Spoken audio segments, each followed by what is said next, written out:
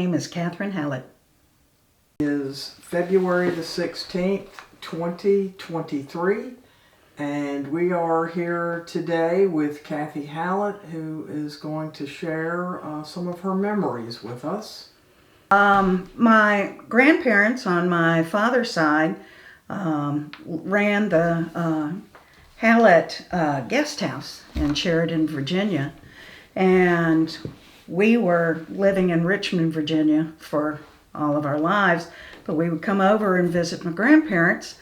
And when I was much, much younger, before the Chesapeake Bay Bridge Tunnel was built, we would come on over on the ferry.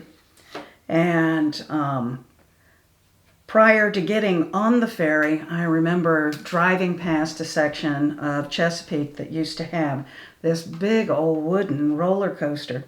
And every time we would drive by the roller coaster, we would ask Dad if we could ride it before we got on the ferry or across the bridge to go see the grandparents. And every time the answer was no.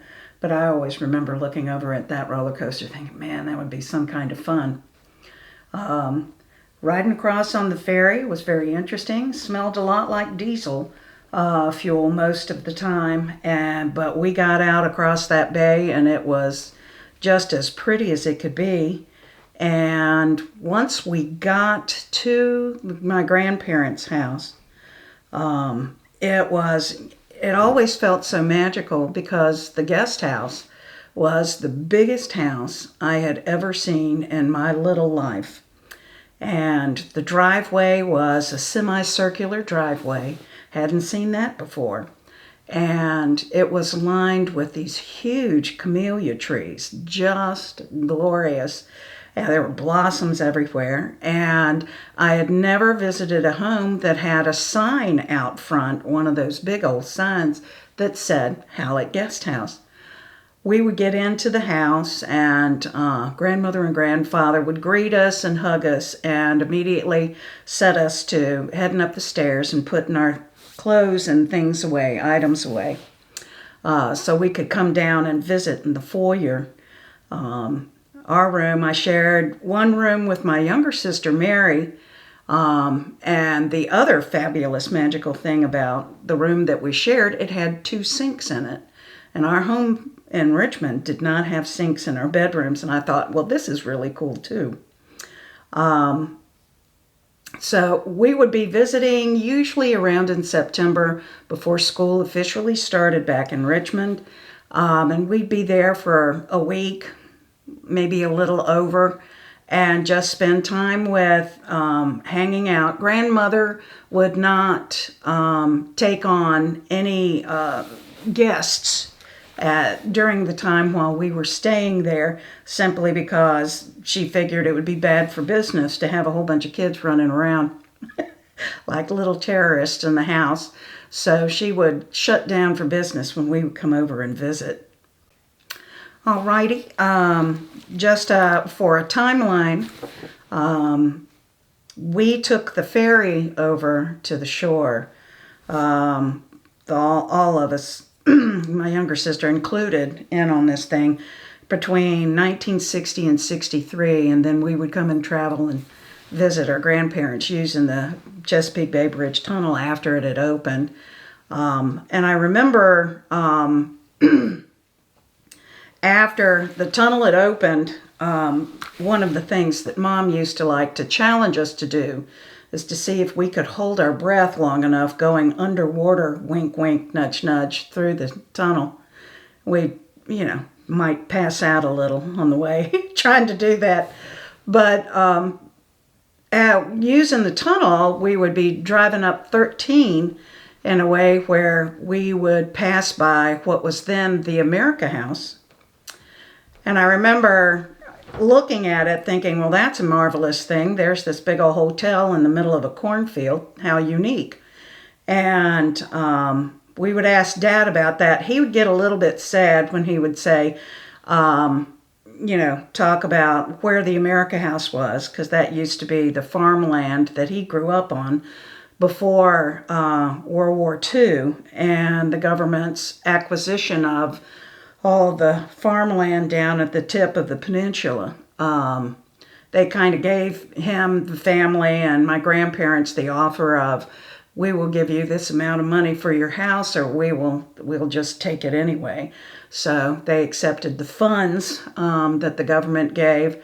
Afterwards, my grandfather wound up purchasing Stratton Manor, and he was farming that. And then my grandmother bought the Upshur home and used that as the guest house, and that's how they were making their way after the war and over on the shore.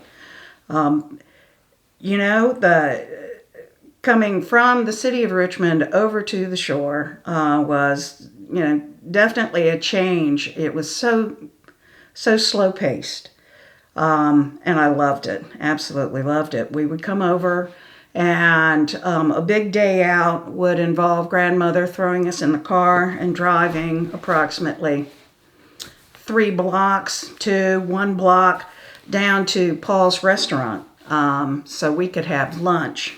And then she could also do a little side shopping because frequently we didn't bring enough play clothes to meet her needs. And so she'd get us a couple of more play clothes so we could go out and play around in the cornfields and other stuff that was around the house at the time.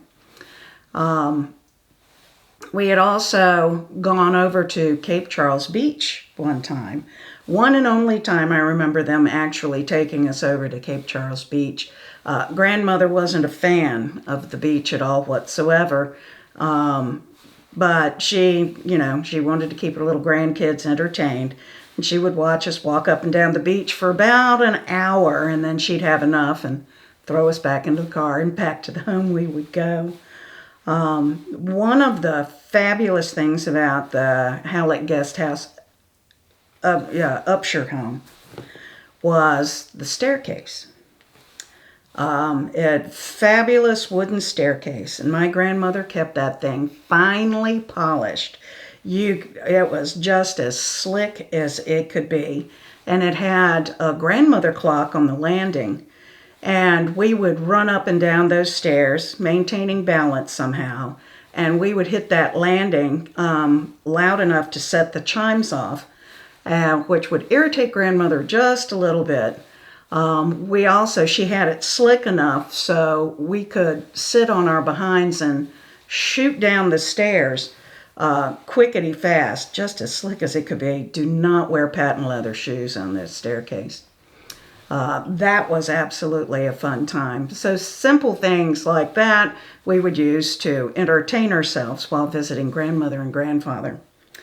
Another part of the Upshur house, the guest house, they had this huge living room, and next to the living room was a sunroom.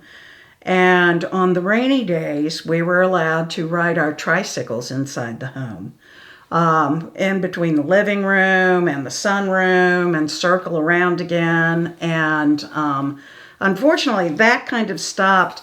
My grandmother had ornamental glass collection on a side table next to one of the doors going into the sunroom, and I kind of lost control of my tricycle and wound up breaking, a sizable chunk of her collection. So that took care of riding tricycles inside that house for a while. We just got to color after that in our coloring books.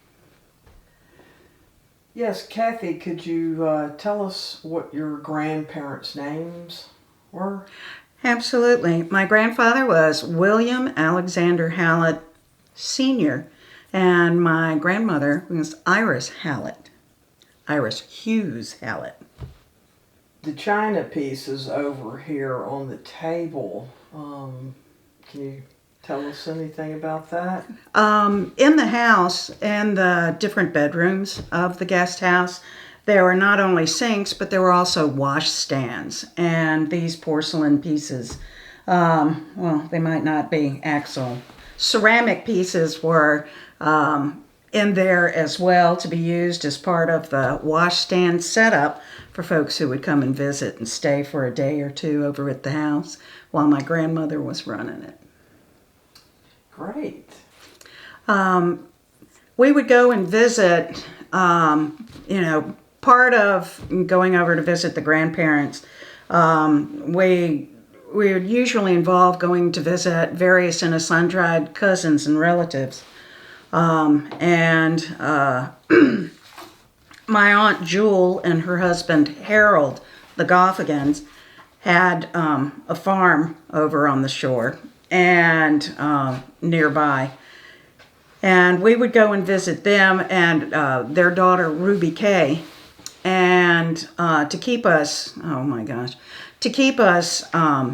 occupied, Aunt Jewel would get us to go out and shuck corn for the chickens while the adults would be sitting in the parlor and having conversations about things in general, with the kids not being underfoot. And being, not used to farm life, I found out that you don't grow attached to anything that you're feeding out on the farm, because some of the chickens that I'd been busily shucking corn for were slated for dinner. And I found that out because my Aunt Jewel comes out of the back door and into the yard, and I was shucking corn, and I look up at her, and she reached down and grabbed one of the chickens by its neck, swung it around her head a couple of times, gave it a good jerk, and dropped it on the ground, and that thing took off running across the field with its little head flopped over on the side, and it ran for a little bit before it just dropped dead. And I was blown away, kind of out of my mind, and inconsolable. I was referred to my parents with the admonishment that they needed to toughen me up because I wasn't a good farm girl, because I was crying because they had to kill a chicken for dinner. And I haven't really been a fan of chicken ever since. But yes, we would go over there, and I didn't shuck corn much after that either. I wasn't wild about, participating in that kind of activity, because it just broke my tiny little heart. I was just so sensitive. And we would go over and visit other aunts and distant relatives. There was this one woman who was just delightful, Annie Mae Fitchett. And I don't know much about Annie Mae. I think she might have been a spinster. She was an older woman who had just the most amazing toys. And my parents would go and visit with Annie Mae, and we had access to all kinds of wooden toys. They're just the most fabulous craftsmanship I had ever seen. And just go out and play in the yard, again, while the adults were visiting in the parlor and talking adult stuff. The only time that I ever got in trouble was she had this fabulous little bow and arrow set, and she caught me trying to hunt down my younger sister in her backyard. She said that wasn't for me. I wasn't to shoot my sister with the bow and arrow, so didn't get to play with that much anymore after that. Another one of the visits we got, and some of these people, I do not remember their names, but it was just a lot of their places, which they, referred to as, just home and basic, just seemed so magical to me. There was this one lady that we would go and visit who had peacocks. And I thought, this is amazing. I had never seen a bird such. And she would let us go around out in the yard, and whatever peacock feathers had been shed or molted, we were able to collect and take home with us as souvenirs of our time over on the shore. Alrighty. One of my favorite parts about visiting over there with grandmother and grandfather was grandfather's routines in the morning. He would get up incredibly early, I thought. He was a true farmer. If the sun was up, he was up. And he would go down into the kitchen and start a pot of coffee. And then he would open up one of the kitchen cabinet doors that had a mirror on it. And he had his shaving kit there. And hanging on a nail underneath the mirror was a strop claw.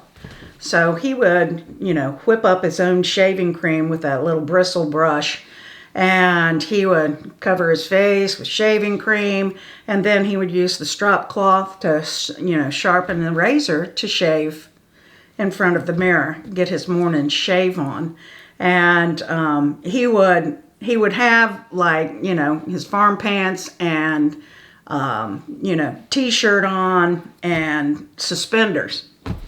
And he would be doing that, and I would come into the kitchen, and after he finished the last, going up the neck and getting rid of all the shaving cream and, flicking it off into a bowl, a wash bowl, to capture all of this stuff, he'd ask me if I'd want coffee.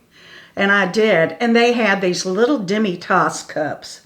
And he would fill up my little cup with 2 spoonfuls of sugar, a healthy dose of the pet condensed milk, and then pour some coffee in there. And then, after I had that coffee, I'd be ready to go. He would just open up the back door and he goes, "Go play for a bit before breakfast," and I'd be loaded for bear. And he was make sure that we didn't go too far.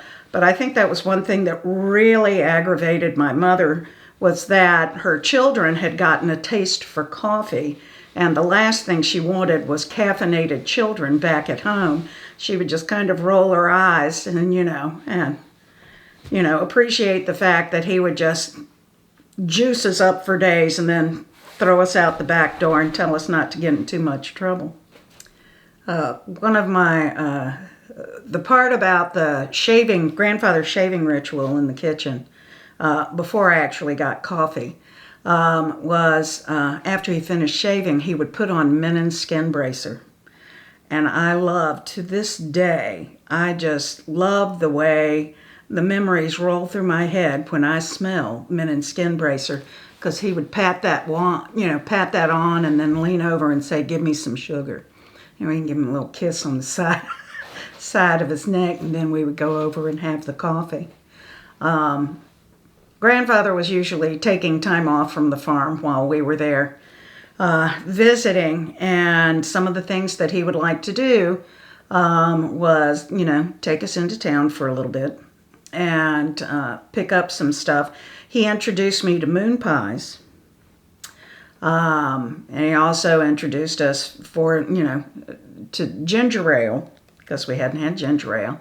And we would sit down at the kitchen table for afternoon snack, eating moon pies and sipping on ginger ale. Another one of his sugar habits was M&Ms. And, he wasn't as open to sharing his M&Ms as he was with the moon pies. The other thing that grandfather introduced me to was Mid-Atlantic Championship Wrestling. We would sit in that living room that was, my God, it was at least 20 feet deep. And he would be sitting in a straight back chair up against one wall while the TV was all the way against the other wall at the end of the room. And watching Mid-Atlantic Championship Wrestling. And I got introduced to, these fabulous people like Haystack Calhoun and, Andre the Giant. There were quite a few people in the Mid-Atlantic Championship Wrestling that just tickled my grandfather to no end at all whatsoever. And my dad would come in sometimes, and we would be laughing and hooping and hollering at all the antics going on television. And my dad would say something. We'd just kind of look at him like he was crazy. He goes, "Well, why don't y'all watch something educational?" And my grandfather was like, "Well, we are."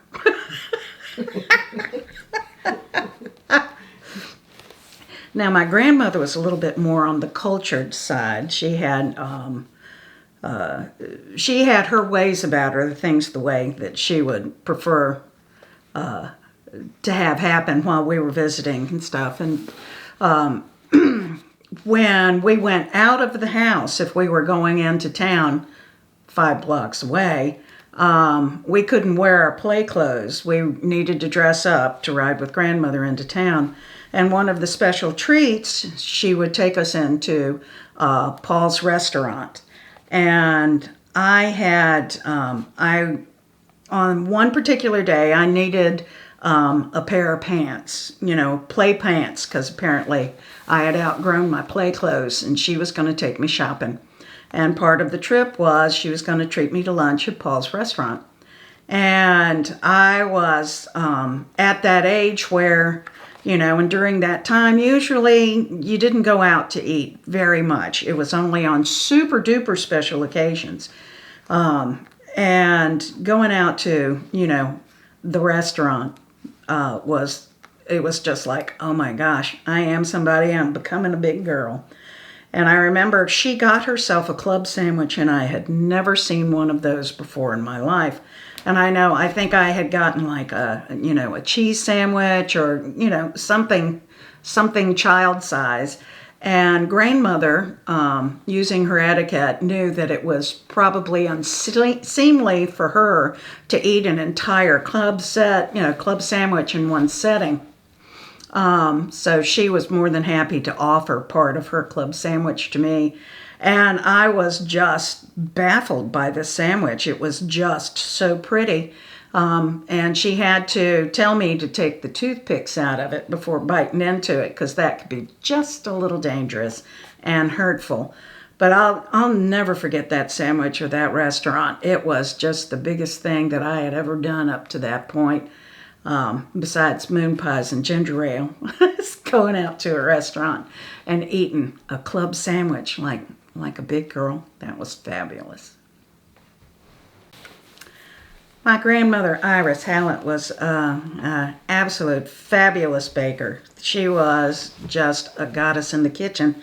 And on the back of this fabulous Hallett Guest House card, it notes that the Hallett Guest House is recommended by Duncan Hines, one of their calling cards. I do believe she would offer the folks who were staying at the guest house breakfast. And she could do rolls and biscuits, all kinds of baked goods. It was definitely her forte. And one of my memories, I would be in the kitchen with grandmother, and she wasn't the biggest fan of idle hands. She would put you to work one way or another. So I would go into the kitchen, and she would find some kind of smock thing to cover me up with, because flour was going to be flying. And she didn't want to have to do loads of laundry, if I got covered. But she would have me, do kind of little things that a little kid could do in the kitchen, like bring me this bowl, wash this bowl out. We used to stand up on step stools over the giant sink in the kitchen and wash the dishes out while she was kneading the bread and letting the bread sit and rise and do all that kind of stuff. And one of the things that I was absolutely fascinated with is she was rolling out the dough, and she would dust things up with flour and bring out her biscuit cutter. And she would be cutting out biscuits to put on the pan. And I would be looking at her like, well, I want to do this too. And so what she gave me a little bit of side dough, the extras, and I could make thimble biscuits. She had these little metal thimbles, and I would cut these tiny little biscuits out of this, little sections out, thimble biscuits, and she would bake them up with the rest of the biscuits. She didn't necessarily, she cooked them the same amount of time as the big biscuits. So the thimble biscuits came out hard as a rock, but I was determined to eat them because I made some thimble biscuits. But I remember I just loved the smell of that kitchen, and there would be days she would be making chocolate pudding. Using the long form, quote unquote, of chocolate pudding making. It wasn't the instant.